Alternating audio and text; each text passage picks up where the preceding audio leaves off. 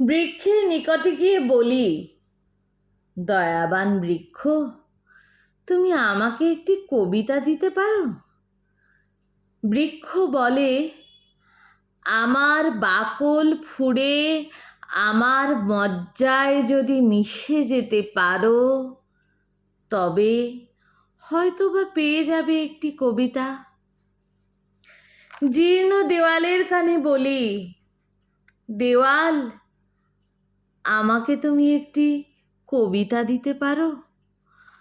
পুরনো দেওয়াল বলে শ্যাওলা ঢাকা স্বরে, এই ইট সুরকির ভিতর যদি নিজেকে গুড়িয়ে দাও, তবে হয়তো বা পেয়ে যাবে একটি কবিতা।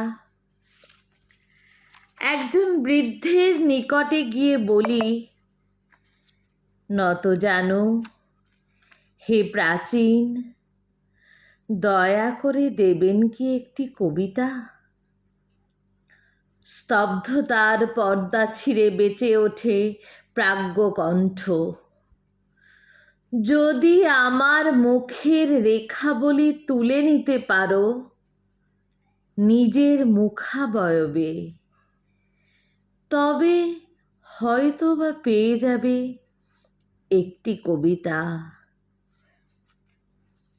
কেবল কয়েক ছত্র কবিতার জন্য এই বৃক্ষ, জরাজীর্ণ দেওয়াল এবং বৃদ্ধের সম্মুখে নত জানো।